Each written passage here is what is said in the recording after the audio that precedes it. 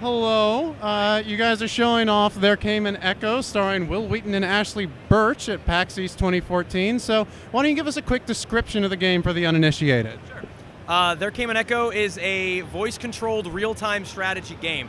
It's inspired by games, mainly by XCOM Enemy Unknown, a little bit of End War, a little bit of Shadowrun Returns in there. We love those guys.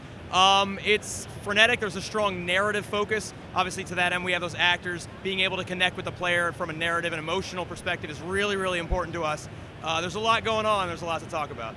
It's really, really cool. Now, you guys actually have two demos set up. You have a gameplay section and you have a story section. You never see anybody do that. That's real dedication, actually, to introducing the narrative. So can you give us a quick setup of the plot?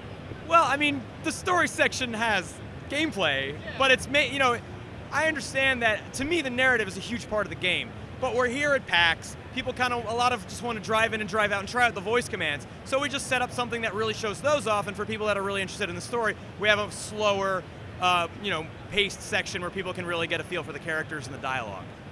And what are those characters and dialogue about? The main character is Corrin. He's like a 29-year-old cryptographer. He's the one who's played by Will Wheaton.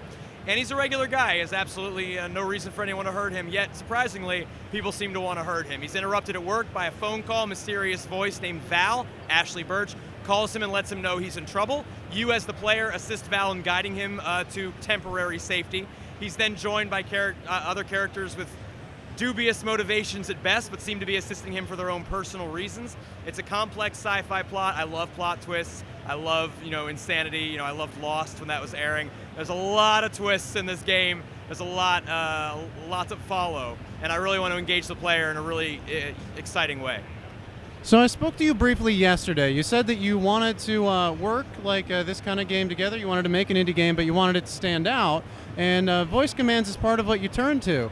It's interesting, when most people say they want to stand out, they kind of do a cool art style or something like that. Why turn to voice commands? Well, we have a cool art style, of course. But I mean, look around you. We're in the Indie Mega booth. There are so many amazing games, and we can have an amazing art style, but everyone here has an amazing art style. Have you seen Fract OSC over there? Shout out to those guys. They're great.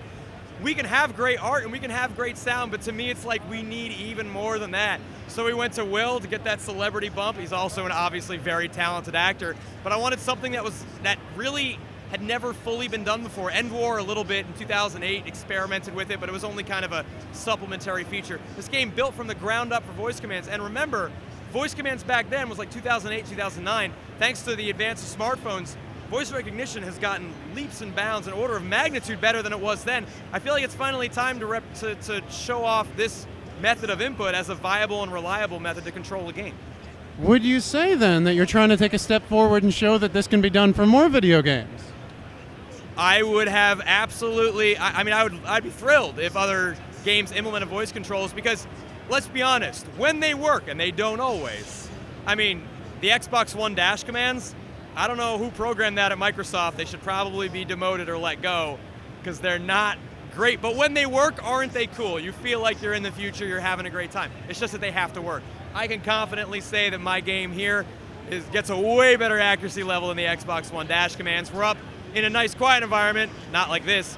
We're up at like 96, 97% accuracy, which is very, very good. We feel very confident about it. And to be honest, if I didn't feel very confident about it, I wouldn't be making this game. Because I could lie about it in an interview, but when the game comes out, people are gonna see for themselves. So there's only so much I could fib about. The fact is, it's working great, and you're gonna see when the game comes out.